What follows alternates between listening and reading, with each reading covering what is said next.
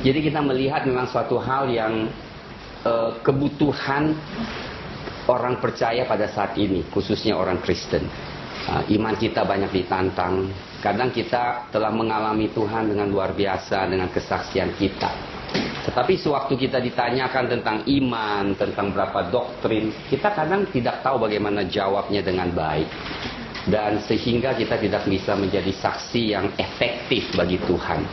Oleh sebab itu tujuan dari pemuritan kelas ini yang diadakan 2 minggu sekali, tujuannya adalah untuk memperlengkapi orang-orang yang percaya, baik di dalam doktrin maupun di dalam kehidupan rohani sehari-hari.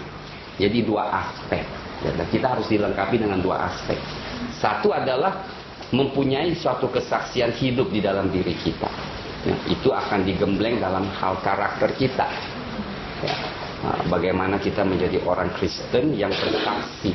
Jadi bagaimana kita harus jalankan hidup ini yang bisa memancarkan kehidupan Yesus dalam diri kita.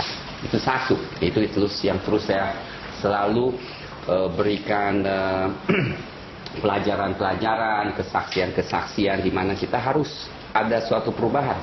Kedua ya adalah doktrin. Doktrin ini penting.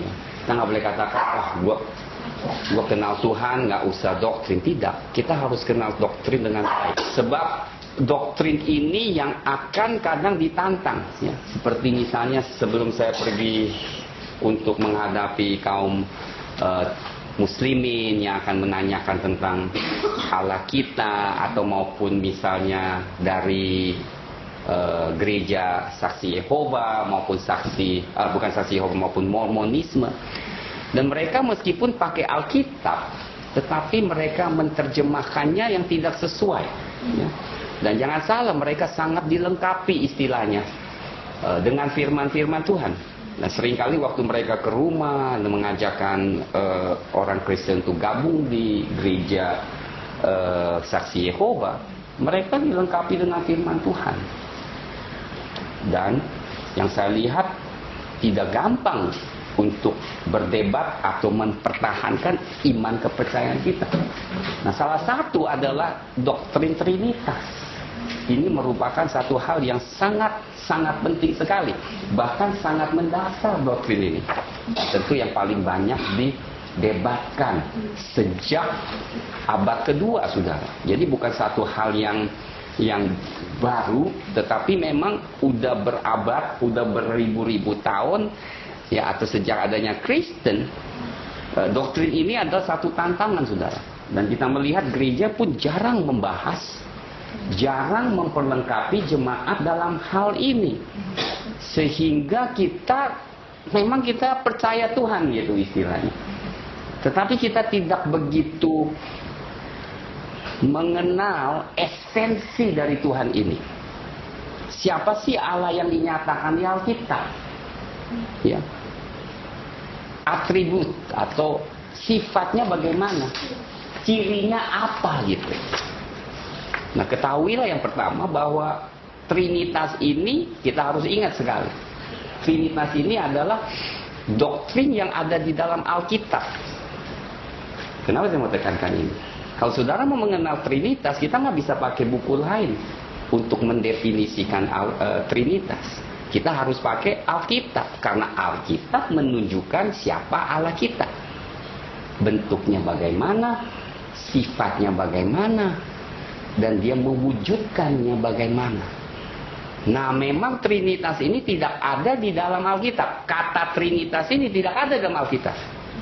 Tetapi Alkitab menyesahkannya, membenarkannya, bahwa Allah kita adalah Allah Trinitas. Nah, ini penting sekali, saudara. Belum tentu Tuhan mau menuliskan Trinitas. Emang Trinitas kata ini adalah diberikan oleh orang Kristen. Karena setelah mereka mempelajari sejarah dari Kejadian sampai Wahyu, atau pada saat itu Maleaki, dan mereka mulai melihat bahwa Allah itu adalah Allah Trinitas. Nah, maka kata Trinitas itu tertulis bukan dibikin-bikin, tetapi berdasarkan kesimpulan dari apa yang Alkitab mewahyukan dirinya. Ya, Alkitab menampakkan, menunjukkan dia itu sebagai Allah Trinitas. Allah Trinitas adalah Bapa, Anak, dan Roh Kudus. Nah, sekarang nanti kita akan terus menjalankan, mengajarkan dan menjelaskan. Tetapi satu hal yang penting, saudara, doktrin ini begitu pentingnya, sehingga terus terang, ya, semua yang sesat dari agama Kristen yang kita definisikan yang sesat ada hubungannya dengan doktrin Trinitas. Ya. Kalau kita mengurangi doktrin ini, kita menuju kesesatan. Misalnya, kalau kita katakan Roh Kudus hanya sebagai kuasa, kita udah mulai sesat. Karena kita pengertian kita akan Allah Roh Kudus kita nggak mengerti, akhirnya kita sesat. Apalagi tentang Tuhan Yesus. Nah, saudara akan lihat cult itu yaitu agama Kristen yang tidak diakui ya sebagai yang kita akui sebagai yang benar ya, adalah mendefinisikan Tuhan Yesus ini seringkali yang tidak sesuai dengan Alkitab. Misalnya kedua Mormonisme maupun Mormon ataupun Saksi Yehova akan mengajarkan bahwa Tuhan Yesus adalah ciptaan, dia bukan Allah. Ngerti? Bahwa Yesus adalah salah satu ciptaan Allah. Nah, karena mereka tidak bisa jelaskan ini, kenapa Yesus itu adalah Allah? Mungkin salah satu karena mungkin mereka baca firman, mereka nggak ngerti atau bagaimana. Nah, sehingga mereka menyimpulkan bahwa Tuhan Yesus adalah salah satu ciptaan dari Allah. Ngerti nggak? Nah, inilah saudara harus tahu yang membedakan Kristen sejati dengan yang sesat. Coba deh saudara lihat semua yang sesat.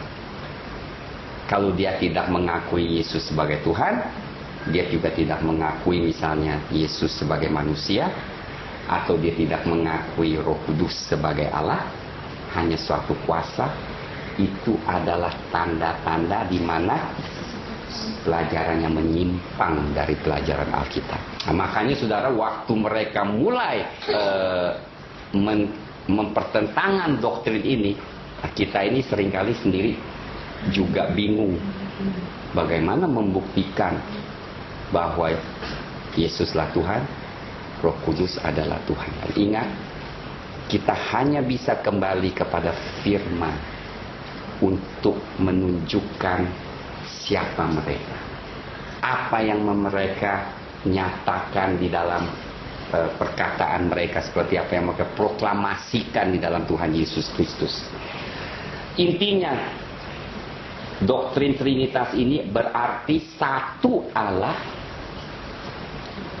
yang sudah eksis atau eternally exist, yang sudah ada secara kekekalan, yang diwujudkan di dalam tiga oknum: Allah Bapa, Allah Anak, Allah Roh Kudus. Mereka memiliki substance atau inti dan esensi yang sama dalam kemuliaannya, kuasanya. Jadi mereka adalah satu Allah yang terwujud, tiga oknum yang berbeda, nggak sama ya, berbeda. Namun tiga-tiganya memiliki esensi kemuliaan dan kuasa yang sama, yang sejak dulu sudah ada dari kekekalan sampai kekekalan. Udah ada, bukannya Tuhan Yesus ada di tengah jalan, enggak. Dia sudah berada bersama-sama Allah dari kekekalan sampai kekekalan. Ini ingat sekali. Ini adalah definisi yang sangat singkat supaya saudara ngerti, inilah pertama yang kita harus mengerti.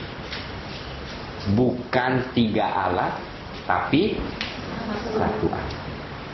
Yang dinyatakan atau diwujudkan 3 oknum yang berbeda, tetapi 1. Kita tidak menyembah 3 Allah, ingat sekali. Ya, waktu dikatakan, apakah kok Kristen ada anak Allah? Nah, sekarang kita mulai. Di dalam bahasa Ibrani, itu aneh sekali. Kita mulai melihat satu hal yang luar biasa.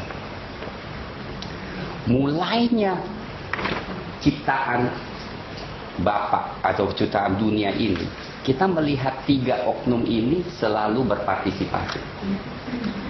Nah, kita lihat dari permulaan, kita jangan lihat tengahnya, kita lihat dari permulaan. Sebab seringkali kita katakan, kenapa nggak ada anak kok di dalam perjanjian lama?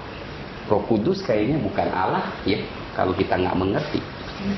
Tetapi kita melihat dari mulainya, Allah sudah menunjukkan bahwa diri dia itu bukan singular one, satu, bukan. Di dalam bahasa Ibraninya ada namanya plural in one, plurality, one tapi bukan satu. Dikatakan di sini, saya kasih satu hal yang luar biasa. Kejadian 1 ayat 26. Lihat di sini ayat 26. Ini sengaja dibesarkan, kata huruf besarnya, kita lihat ayat 26.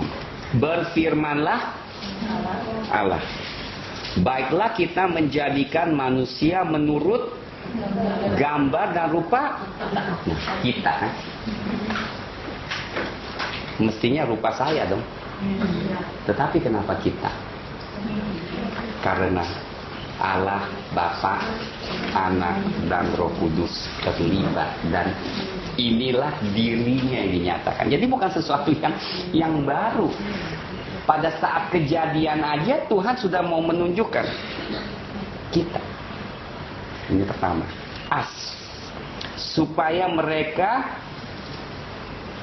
menurut gambar dan rupa kita, supaya mereka berkuasa atas ikan-ikan di laut dan burung-burung di udara, dan atas ternak, dan atas seluruh bumi, dan atas sebagai segala binatang melata yang merayap di bumi. Ya, kita lihat ya, sangat menarik sekali. Ini kejadian, saudara. Ini bukan doktrin yang baru. Ini adalah doktrin di mana Tuhan sudah nyatakan the plurality, plural, bukan satu. Satu itu, tapi di dalam satu terjadi 3.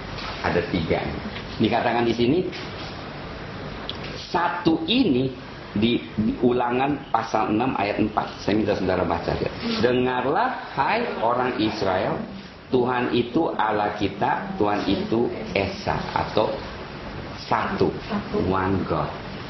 Esa, satu. Nah, bahasa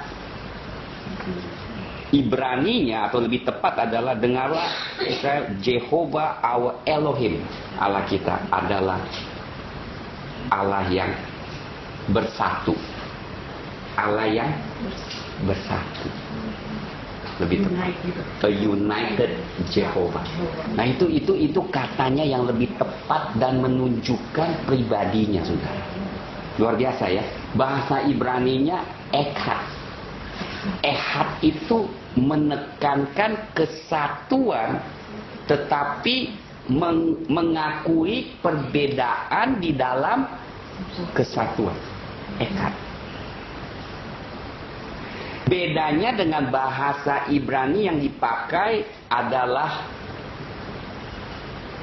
Yahad. Yahad adalah singular, satu, nggak bisa ada 2. Satu misalnya aku gitu, itu satu. Tapi yang dikatakan, ketahuilah oh Israel, Allahmu one God, one, satu, itu adalah Ehad, menunjukkan satunya itu plural. Nah, ketahui, dengar satu hal lagi yang penting, saudara. Nama Allah kita di dalam Ibrani bukan Allah, Elohim. Ya, nah makanya karena kita memakai istilah yang berbeda ya sebenarnya. Kita kan pakai Allah sebagai generik. Generik itu nama umum Tuhan atau Allah ya. Tapi sebenarnya firman Tuhan di dalam Kejadian menunjukkan Elohim. Elohim itu plural, tapi kesatuan. Saudara mengerti ini, saudara mengerti, wah ini bukan doktrin yang diciptakan. Ini adalah pernyataan Tuhan di dalam Alkitab untuk menunjukkan dari mulanya. Marilah kita membuat manusia menurut serupa dan gambaran kita. Pada mulanya Elohim menciptakan langit dan bumi. Langit dan bumi. Elohim, saudara dengar, plural, bukan singular. Tapi karena untuk supaya umat mengerti dan tentunya di bagian di Indonesia di mana kita pakai Allah, jadi kita hilang artinya itu. Elohim adalah plural, ya. Itu cuma satu aspek di mana firman Tuhan mengatakan. Ingat makanya spesial. Sewaktu orang ingin tahu tentang doktrin Trinitas, saudara, itu adalah kesempatan di mana kita bisa memberi kesaksian. Jangan bilang menjadi tantangan. Ini adalah opportunity, kesempatan. Jadikan tantangan itu menjadi kesempatan. Luar biasa. Nah, waktu mereka tahu, kita mau nggak mau harus jelaskan berdasarkan firman Tuhan. Nah, kita ngotot, kita percaya firman ini karena ini. Nah, kita kalau pakai firman yang lain atau Alkitab yang lain, kita nggak bisa menjelaskan dengan jelas. Tapi karena iman kita berdasarkan Alkitab, kita harus pakai Alkitab untuk memberi penjelasan. Tapi ingat sekali, saudara, untuk memberi penjelasan atau menjadi defend, mempertahankan iman kita, kita harus punya sikap yang baik. Bukan hanya seolah-olah udah menang argumentasi aja, bukan begitu, saudara.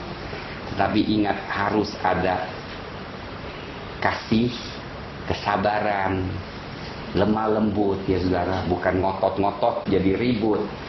Baik itu kepada yang saksi Yehova, ya kita harus minta hikmat dari Tuhan. Dan ingat sekali, meskipun saya ajarkan dengan doktrin-doktrin yang ini, belum tentu saudara memakai semua yang saya ajarkan. Pada saat itu saudara harus sendirinya dipimpin oleh Roh Kudus.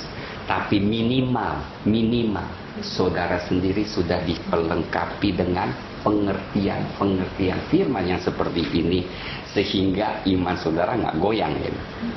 Paling sedikit saudara harus tahu kenapa adanya Trinitas. Bukan sembarang ciptaan atau suatu teori, bukan. Tetapi setelah mereka mempelajari firman, bahasa aslinya, dan firman demi firman terus dipelajari, ternyata mereka melihat bahwa Allah itu diwujudkan di dalam 3 oknum, Bapa, Anak, dan Roh Kudus. Nanti kita akan lihat di semua firman ini. Kita akan lihat, kita akan pelajari. Kita akan pertama melihat, ya, kita tahu Bapa itu adalah Allah. Saya rasa itu bukan satu hal yang sulit. Di Filipi pasal 1 ayat 2, saya rasa untuk Bapa sebagai Allah itu bukan hal yang kita harus pertahankan lagi atau suatu hal yang kita mempertanyakan lagi, karena perjanjian lama kita tahu bahwa Allah itu ada sebagai Bapa kita sebagai Allah, ya. Di Filipi, kasih karunia pasal 1 ayat 2, siapa Bapa kita? Kasih karunia dan damai sejahtera dari Allah Bapa kita. Dari Allah Bapa kita. Bapa kita adalah Allah. Dan dari Tuhan Yesus Kristus menyertai kamu. Kita melihat dulu, kemudian kita melihat Titus pasal 2 ayat 13. Dan menantikan penggenapan pengharapan yang penuh bahagia dan penyataan kemuliaan Allah. Penyataan kemuliaan Allah yang maha besar dan juru selamat kita. Dia Allah maha besar dan juru selamat. Dia Allah dan juga Juru selamat kita Tuhan Yesus. Lihat enggak?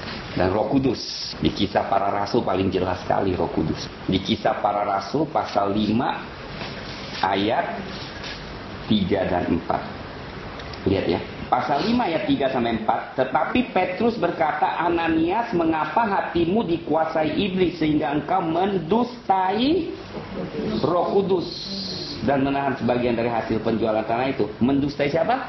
Roh Kudus. Nah, ayat 4 lihat, ayat 4. Selama tanah itu terjual, bukankah itu tetap kepunyaanmu? Dan setelah dijual, bukankah hasilnya itu tetap dalam kuasamu? Mengapa engkau merencanakan perbuatan itu dalam hatimu? Engkau bukan mendustai manusia, tetapi mendustai Allah. Roh Kudus Allah. Sama kan? Engkau bukan mendustai manusia, tapi Allah. Juga tadi dikatakan Roh Kudus. Roh Kudus ya sama dengan Allah. Dahsyat kan? Telah lihat itu yang sangat singkat sekali, kita akan sekarang pelajari keilahian Tuhan Yesus, the deity of Jesus, yaitu keilahian Dia. Dia sebagai Allah. Inilah salah satu yang menjadi debat dan pertanyaan ataupun attack tentang kita tuh menyembah Allah yang berbeda. Termasuk orang Yahudi ya saudara ya. Nah, kita akan melihat juga pada saat Tuhan Yesus ada di bumi, itu pun menjadi sasaran orang Farisi yang berkali-kali mau bunuh Dia. Saudara harus tahu kenapa orang Farisi itu mau bunuh Dia. Karena penyataan Tuhan Yesus yang keluar dari mulut Dia. Penyataan apa? Bahwa Dia adalah Allah. Itu langsung membuat orang Farisi marah. Karena itu merupakan satu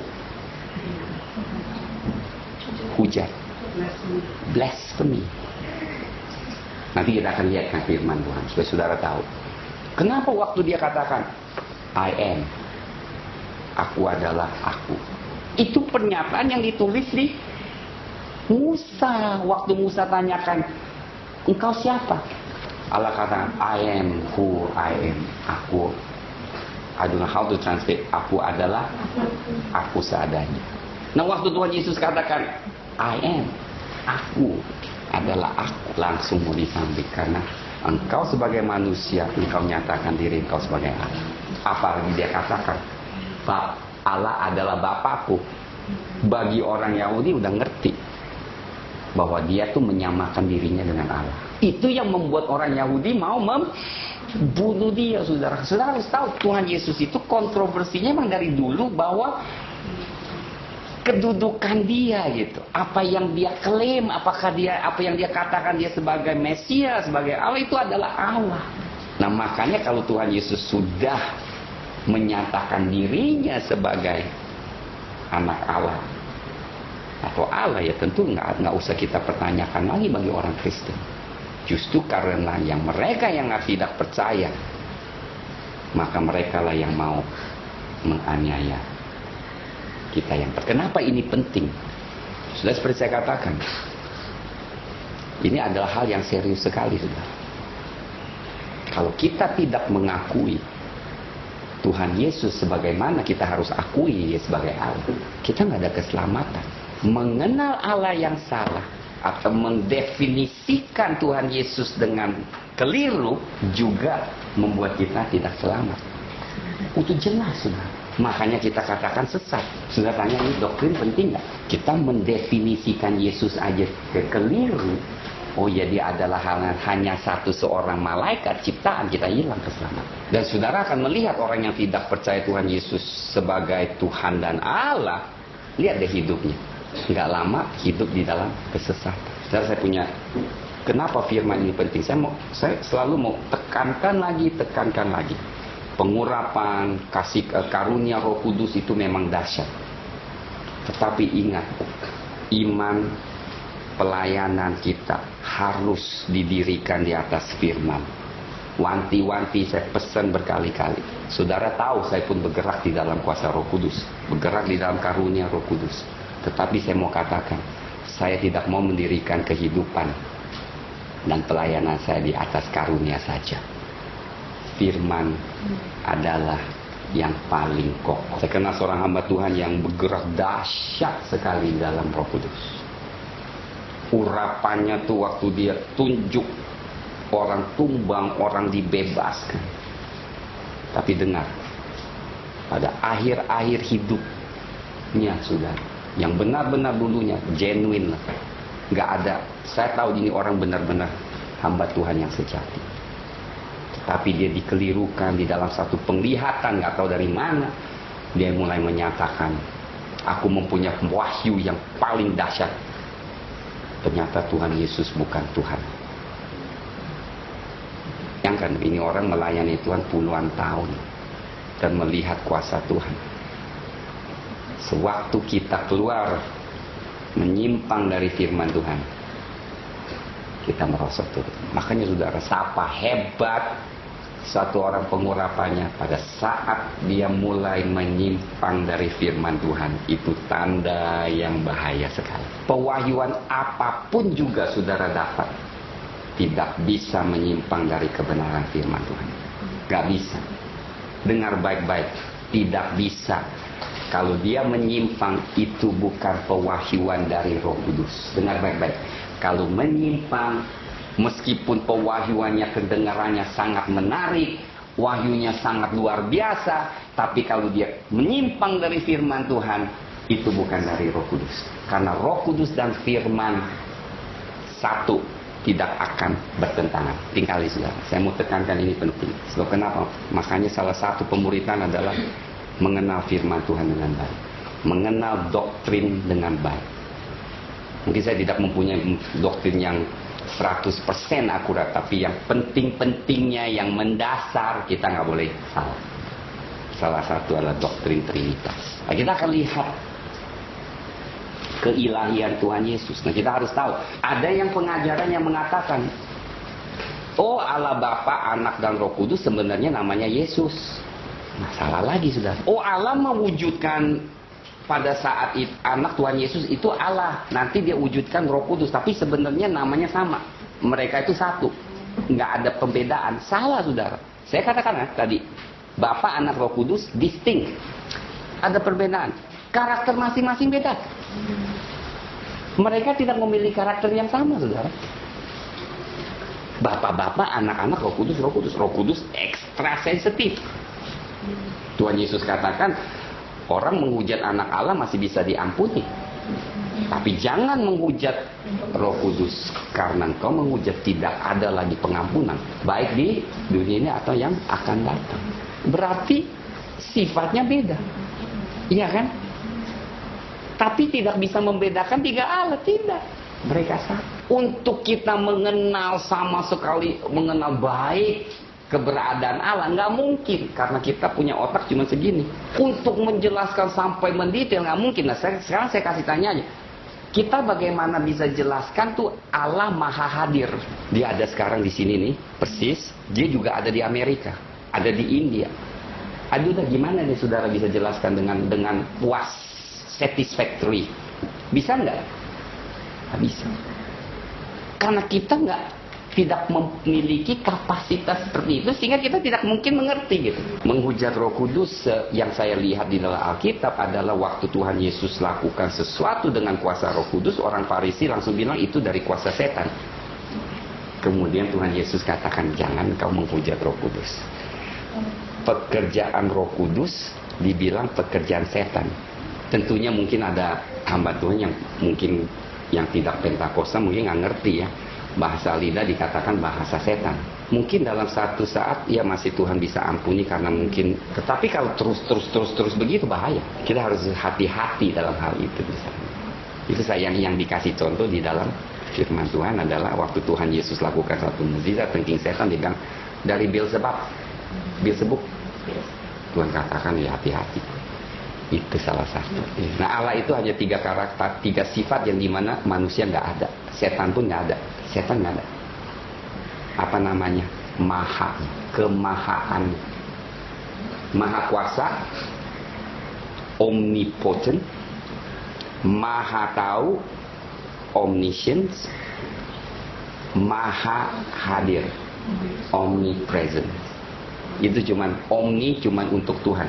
Nah sekarang yang saya mau jelaskan beberapa hal mungkin agak mendalam nantinya. Ya saudara harus pakai otak untuk mencernakan, pulang perlu merenungkan. Tetapi kalau kita sudah terlatih di dalam pikiran kita ini untuk mencerna hal-hal yang lebih dalam firman Tuhan, kita akan menjadi Kristen yang kuat gitu. Yang masalahnya di dalam karismatik adalah kita nggak disuruh pikir banyak, ya kan? Karismatik untuk dansa-dansa aja kan. Ini nih nggak terlatih katanya, betul nggak? Tapi kita harus latih. Kenapa? Injili melatih mereka untuk berpikir lebih banyak lah, lebih banyak. Karismatik lebih kurang. Saya mau saudara ada otak, pakai otak, memikir. Sebab saya lihat kalau kita sudah dilatih di dalam pemikiran kita tentang firman, kita nggak gampang diombang-ambing dan dikelecehin oleh roh jahat. Sekarang yang mau kelecehin kita itu seringkali juga dari roh jahat. Dengar nih, karena kita begitu entusiasnya tuh dengan Roh Kudus. Roh Kudus nggak pernah salah ya, kitanya yang salah. Gue dengar suara ini, gue lihat itu, Kadang kalau kita kurang firman, kita langsung bisa menyimpang. Jangan salah. Pendiri Mormonisme juga menyimpang, dia mendapat suatu penyataan di alam roh. Jangan salah. Halo, saudaranya jangan pikir nih orang-orang yang mendirikan gereja yang sesat itu asal-asalan. Enggak. Mereka pun terinspirasi oleh keilahian, tapi maafnya bukan dari Tuhan, dan memberikan doktrin yang keliru. Kenapa mereka bisa terima? Karena mereka pikir ini gue udah alami, kayaknya gue udah rasa kemuliaan, tapi bukan Tuhan, saudara. Kenapa mereka nggak bedakan? Karena mereka nggak kembali kepada firman yang dasar. Makanya saudara, saya tanyakan, penting nggak mengenal firman Tuhan? Penting nggak mengetahui doktrin? Penting, saudara. Tahu nubuatan aja nggak bisa. Kalau Kristen mau kuat, dia harus kuat di dalam doktrin dan harus pelajari firman. Yang saya paling suka adalah kita mulai yang lebih penting. Allah itu kasih. Jangan kita debat doktrin lain dulu dah. Kasih itu paling enak kita sampaikan kepada orang yang menanyakan tentang kekristenan kita. Kenapa kita mulai kasih? Yang juga sesuatu Rabi Zakarias nyatakan, saya kaget itu. Saya bilang, iya, kenapa saya nggak pernah lihat itu? Allah itu kasih. Kenapa ini menjadi penting, saudara?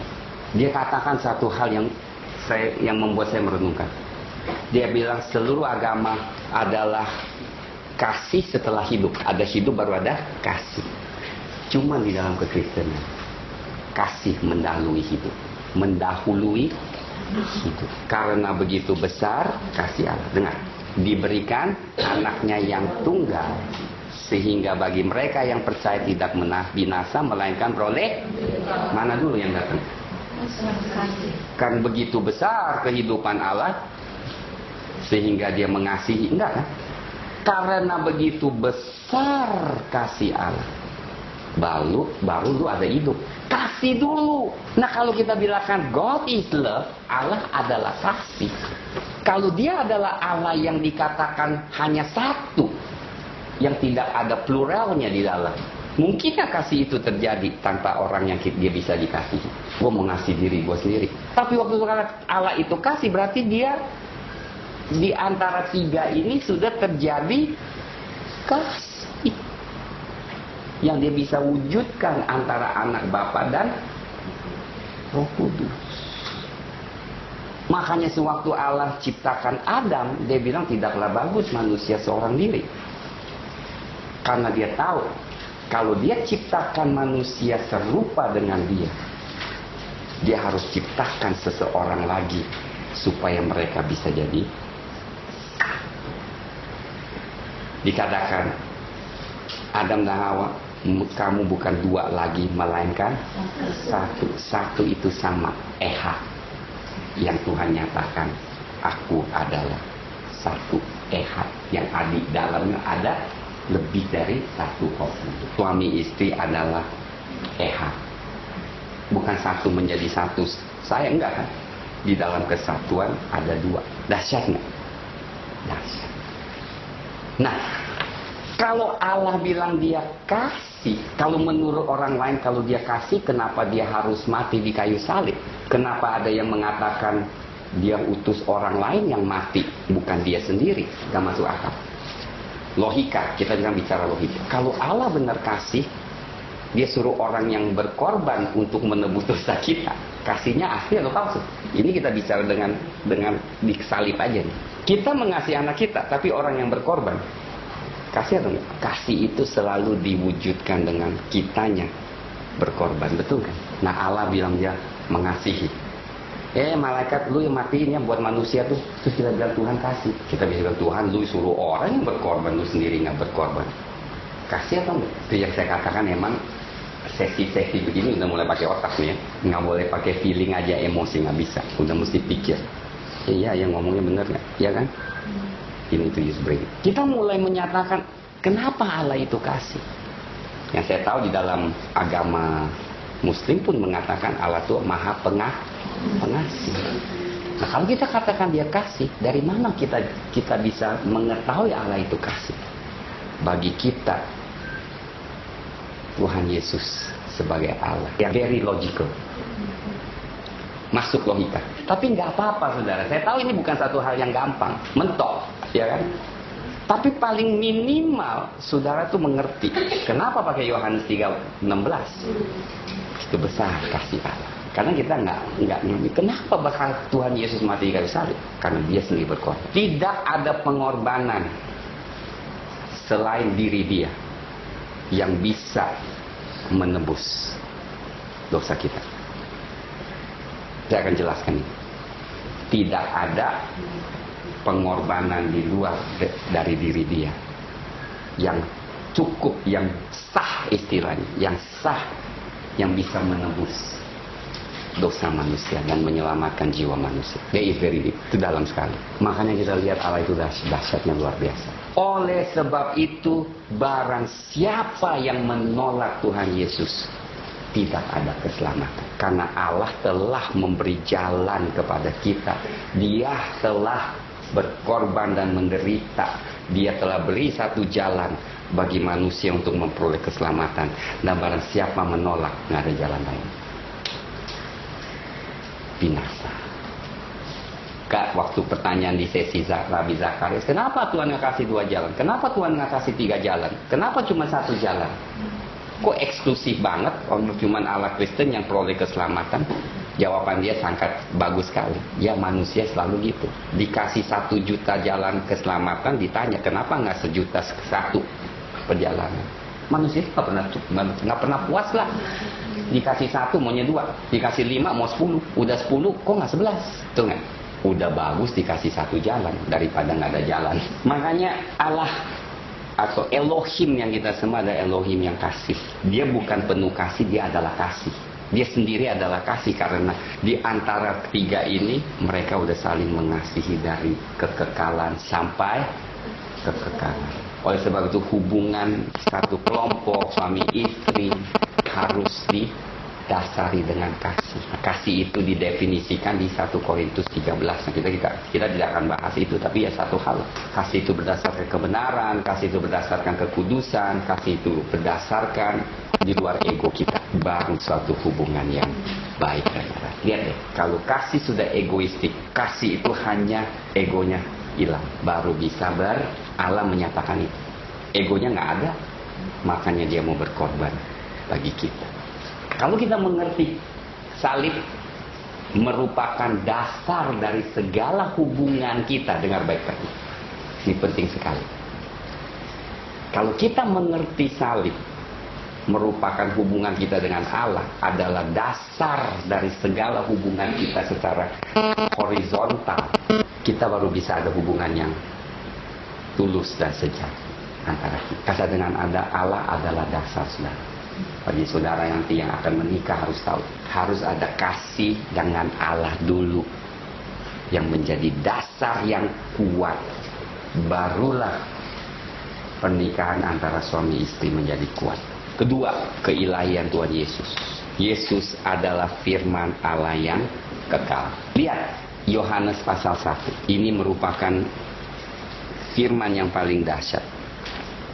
Mungkin bagi saudara yang dipertanyakan, ada yang dari saksi Yehova menanyakan. Saudara harus tahu ya, Tujuan mereka untuk membawa saudara ke gereja mereka. Untuk apa? Kalau mereka mengakui gereja kita semua sama, berarti doktrinnya harus sama kan? Ternyata kan, kenapa mereka tarik-tarik orang untuk masuk ke gereja dia? Karena doktrinnya berbeda.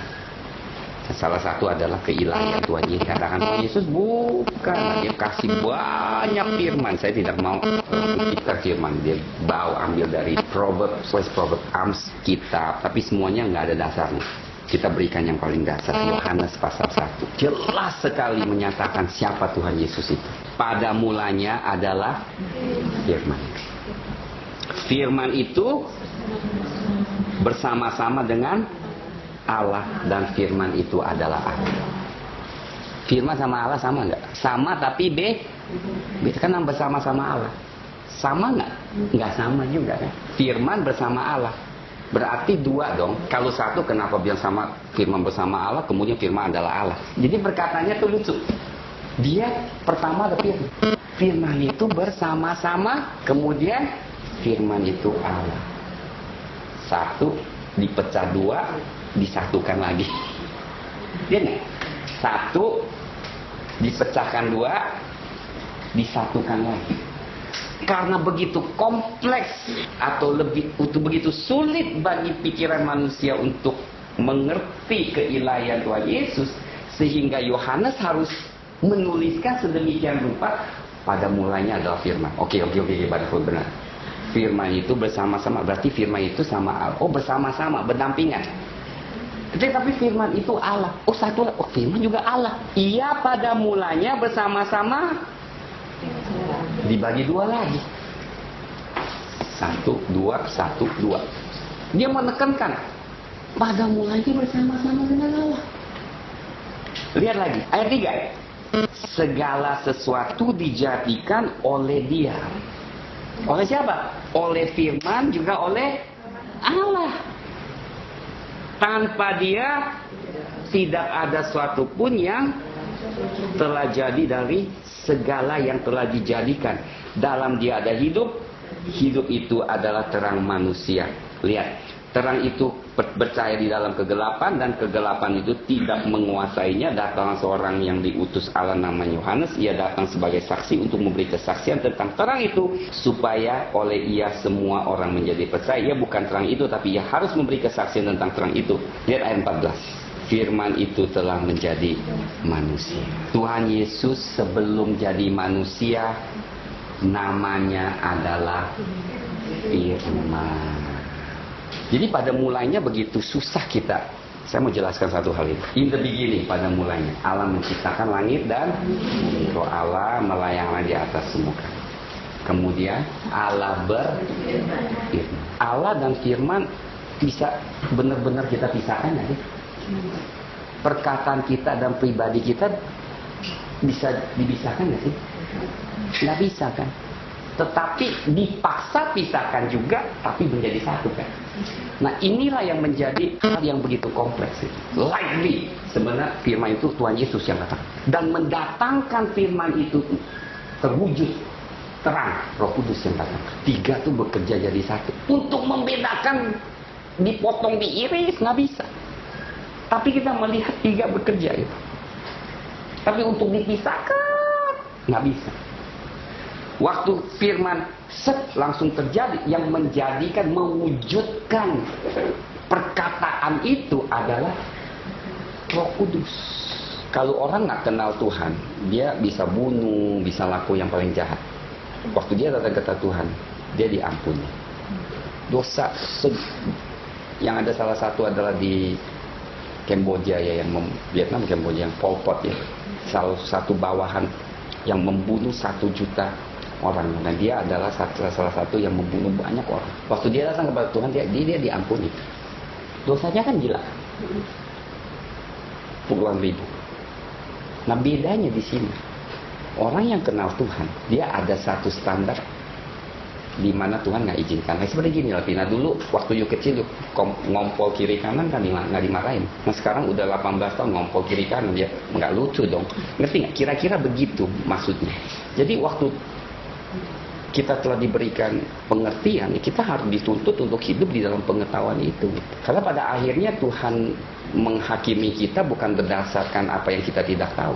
Tuhan menghakimi kita berdasarkan sejauh mana kita setia dengan apa yang kita sudah mengetahui. Makanya orang misalnya yang baru lahir baru nih, udah mau meninggal, dia terima Tuhan Yesus, dia selamat. Karena dia baru tahu, oh Tuhan adalah juru selamat. Ya udah, berdasarkan pengetahuan itu dia mau rendahkan, dia selamat.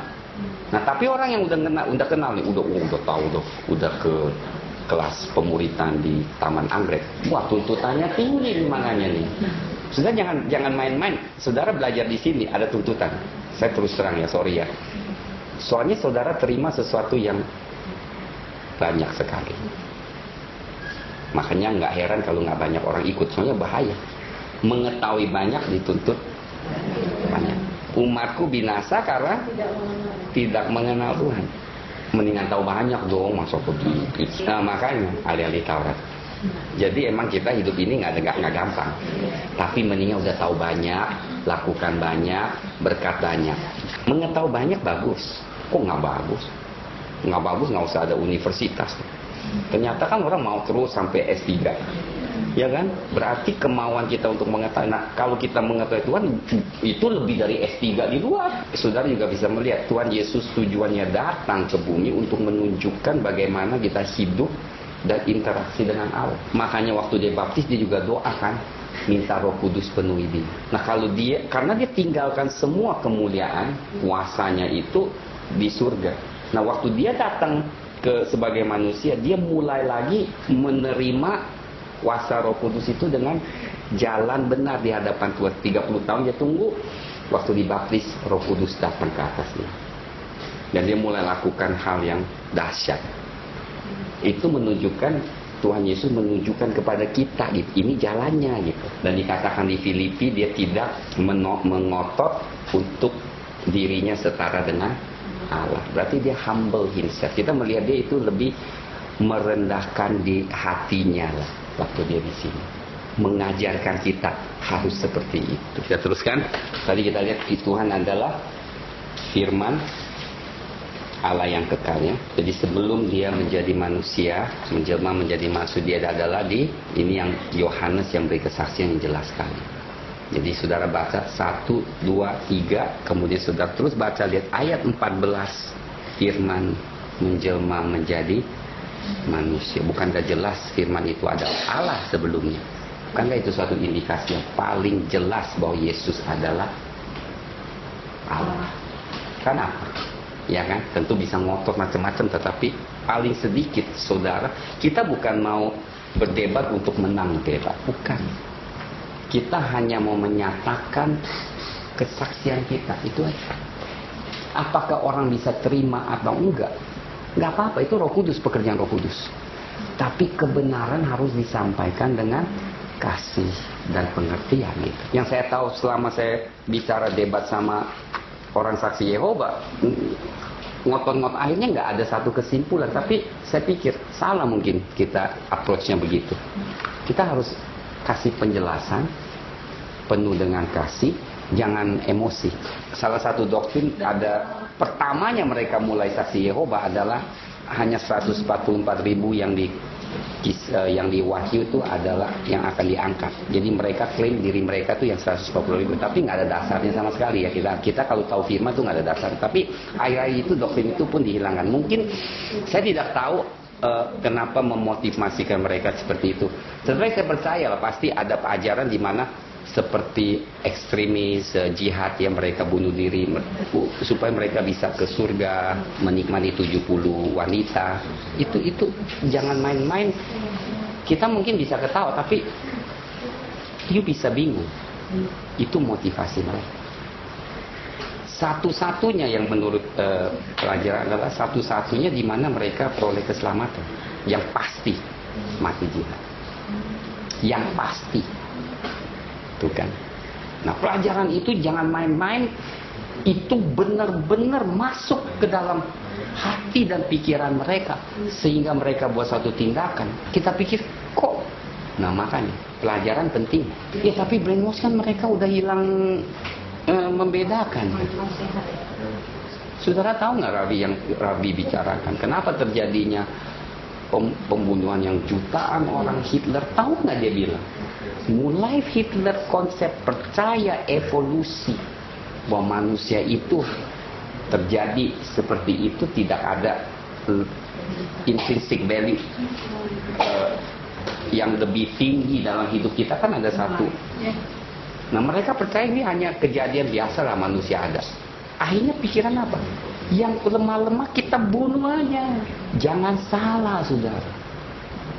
Sehingga yang membentuk pikiran pemimpin-pemimpin di masa depan adalah sekolah-sekolah universitas.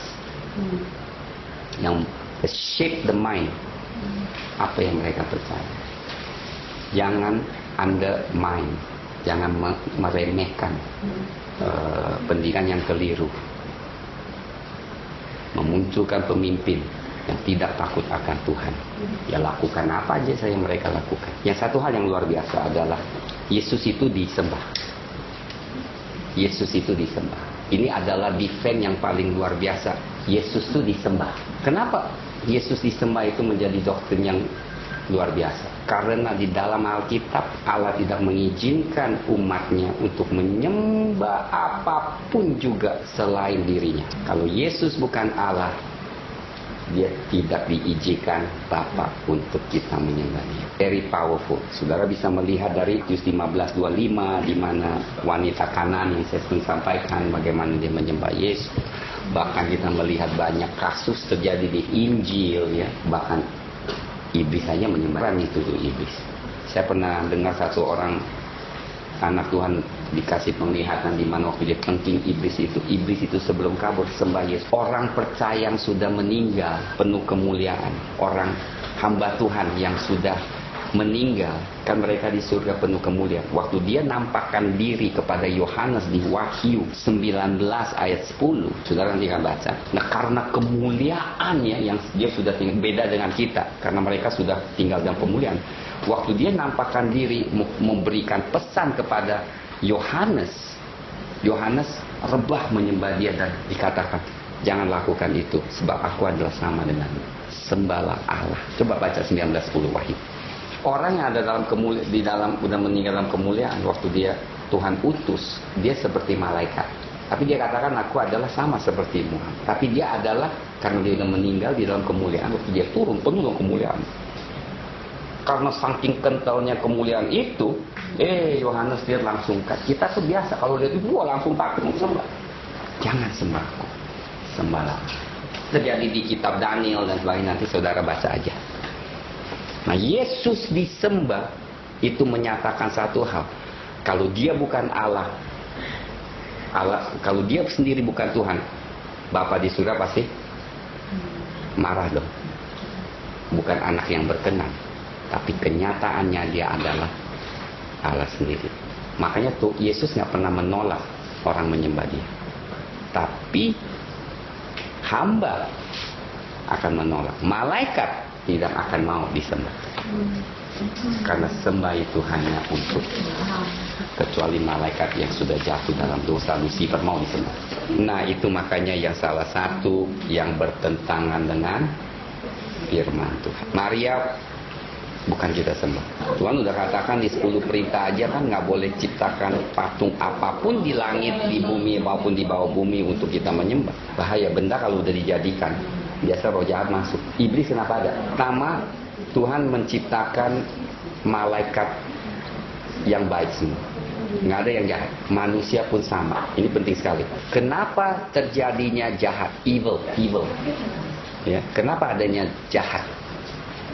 Jahat bukan diciptakan. Jahat terjadi, evil ya, evil.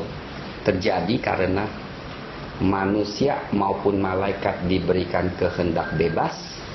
Nah, pada saat mereka pilih cara mereka sendiri, mereka jatuh dalam dosa dan jahat itu terjadi. Kejahatan adalah menentang melakukan kehendak Tuhan secara sepintas. Tidak mau mengikuti cara Tuhan, mengikuti cara diri kita sendiri. Tentunya yang kita kadang nggak saat itu bukannya itu, tapi ya itu salah satu miss the point gitu. Tidak kena sasaran. Sin is miss the point, miss the target, nggak kena sasaran. Dosa artinya kejahatan itu nggak terjadi. Tuhan ciptakan semua yang baik, cuma satu resiko yang dia berikan, yaitu kehendak bebas.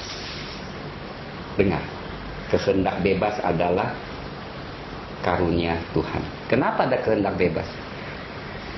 Justru karena ada kehendak bebas, kasih kita kepada dia itu baru sejati, baru genuine. Ya kalau robot mah gampang dong, bikin aja I love you, I love you, I love you.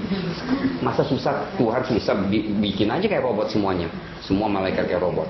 I worship you, I worship you. Ya Tuhan pun nggak senang. Saudara mau suami nanti dikatakan di program I love you, I love you, I love you. Nggak mau kan? Orang nggak maunya yang ikhlas. Anjing aja nggak mau yang palsu. Kalau nggak pakai remote aja anjing, gampang kan? Wuk wuk wuk wuk. Tapi, ya kan? Kenapa orang nggak mau? Nggak puas. Kenapa nggak puas? Karena bukan dari lubuk hatinya. Enak kita dikasih kehendak bebas, maka ada kemungkinan kejahatan itu muncul. Kejahatan itu muncul terjadi karena kita pilih cara kita, bukan cara. Terakhir saya mau sampaikan yang singkat supaya nggak keilahian Roh Kudus. Roh Kudus itu pun sering hanya dinyatakan sebagai kuasa aja. Tapi Roh Kudus adalah oknum. Ada perasaan seperti, bentuknya seperti Allah, seperti manusia. Karena kita diciptakan seperti dia. Nah, Roh Kudus adalah sifatnya yang berbeda, yaitu ekstra peka, sensitif sekali dan sangat lemah lembut. Selalu makanya lebih lembut, kuasanya lebih dahsyat ya. Yang dimana salah satu sifat Allah adalah kelemah lembutan. Dan Roh Kudus adalah satu properti atau satu sifat yang sangat beda. Saudara sendiri akan lihat kan? Dia ada tinggal dalam saudara, dia tinggal di dalam saya. Bersamaan. Dia tinggal di orang yang percaya di Amerika, di India, di mana-mana. Bersamaan kan? Nah, itu namanya omnipresence, maha hadir. Itu udah jelas sekali, tidak ada ciptaan Allah yang maha hadir kecuali dirinya dia. Roh Kudus tinggal di dalam saudara dan saya, bukan Roh Kudus dibagi-bagi jadi kecil-kecil. Tapi itu kenyataan. Karena makanya kita harus tahu sedikit matematika. Karena dia infinite, tidak ada batas. Saudara yang belajar matematika siapa? Infinite, apa namanya? Tidak terhingga. Tidak ada batas. Dibagi dengan angka yang terbatas. 1 juta misalnya. Sama dengan? Tidak terbatas. Roh Kudus itu nggak bisa dibagi istilahnya. Tapi meskipun dibagi, dia tetap tidak terbatas. Di dalam kita tidak terbatas. Kalau kita tentunya bisa terus bertumbuh, nggak ada batas. Tapi itu terbatas. Itu terbatas. Banyak dikit hang. Roh Kudus nggak pernah hang. Iya benar-benar. Memang susah, lebih susah ya. Itu masih ada batas. Terakhir saya mau satu kesimpulan supaya nggak terlalu panjang lah ya. Allah menampak atau menunjukkan dirinya, menyatakan dirinya secara progresif. Kenapa saya bilang ini penting? Kita waktu mau sampaikan sesuatu, kenapa Allah harus menjemah supaya manusia selain tentunya mati di kayu salib, ya? Karena kita tadi udah katakan karena kasihnya. Kasih itu tidak bisa karena orang yang berkorban kemudian kita yang dinyatakan kita mengasihi. Nggak ada lah kayak begitu. Orang yang selalu mengasihi selalu yang berkorban. Demikian juga Allah. Tapi satu lagi yang lebih penting adalah, juga penting, bukan lebih penting, juga penting adalah Tuhan Allah itu karena terlalu besar dan tidak mungkin dengan waktu yang singkat manusia bisa mengerti dia. Jadi sejak manusia jatuh dalam dosa, gambaran dan pengenalan Allah itu makin hari makin kurang. Dan Allah harus menyatakan dirinya lagi melalui orang yang dia pilih. Mulai dari Abraham dia pilih. Dari saat itu Allah secara progresif menyatakan sifatnya dan karakternya perlahan sampai pada saat perjanjian baru Allah menyatakan keseluruhannya di dalam Kristus bagi manusia. Alkitab yang mendefinisikan Allah kita, bukan kitab lain. Kita jangan berusaha menyamakan Allah kita dengan Allah yang lain. Itu bukan. Atau di mana sih? Nggak mungkin. Allah kita unik. Allah kita itu menyatakan dirinya sendiri. Allah itu satu, tapi tiga. Akhirnya kebesaran Allah kita, ingat satu hal yang saya mau selalu tekankan. Kebesaran Allah kita adalah Allah sendiri tidak melanggar hukumnya sendiri. Bahkan udah jadi raja, kita lakukan apa saja yang kita lakukan. Bahkan kita kadang bisa melanggar hukum yang kita tetapkan. Yang namanya manusia, korupsi. Tapi ingat, Allah kita Allah yang kudus. Waktu hukum dilanggar oleh manusia, dia tidak bisa katakan, oh ya gua ampuni lu dah, nggak apa-apa. Memang bisa, tetapi dia melanggar dirinya sendiri, kontradik. Nggak bisa. Dia nggak bisa katakan ampun tanpa suatu penebusan, nggak bisa. Nah, saya katakan tadi, dia harus bayar harga. Dan dia nggak bisa suruh orang yang bayar harga, karena manusia diciptakan dengan serupa dengan dia.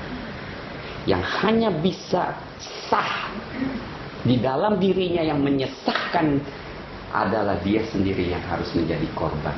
Makanya dia harus mati di atas kayu. Kebesaran Allah kita tuh dahsyat. Dia nggak kompromi, dia nggak korupsi, karena dia bukan Allah yang kudus. Jangan pikir Allah bisa lakukan apa saja. Enggak. Dia tidak bisa lakukan hal yang bertentangan dengan kekudusan dia. Enggak bisa. Demikian pula untuk mengampuni manusia meskipun dia sayang, dia cinta. Dia tidak bisa katakan, oh ya manusia jatuh dosa, gua ampunin lah. Dia melanggar hukum dia. Karena dia harus berkorban membayar. Seperti kita lah bapak yang membayar bagi anak. Kan kita harus korban. Dia tidak bisa melanggar. Makanya God is a God of righteousness. Allah kebenaran. Berarti dia lakukan segala sesuatu berdasarkan kebenaran. Tidak ada shortcut. Tidak ada jalan samping. Dia menjalani hukum yang dia tetapkan. Hukum itu adalah dia. Dahsyat nggak? Makanya bukan hanya kuasa, hanya dahsyat, tapi jalan. Makanya Tuhan Yesus kata, aku adalah jalan, kebenaran dan hidup. Jalan itu apa? Jalan yang kita harus tempuh sesuai dengan kebenaran. Bukan hanya mendapat hasil, tetapi bagaimana kita jalan, Tuhan pun memperhatikan. Untuk mendapatkan hasil, dua-dua itu jadi satu. Ada orang nggak, yang penting hasilnya, jalannya gimana juga boleh. Tidak, bagi orang Kristen nggak begitu. Bagi Allah juga tidak begitu. Makanya dia harus jalan yang susah, sendirinya harus mati di atas kayu salib. Jadi konsep ini kalau saudara ngerti, waduh, iman saudara tuh kuat. You know what God is doing. Saudara kenal dia, sifat yang paling dasar itu.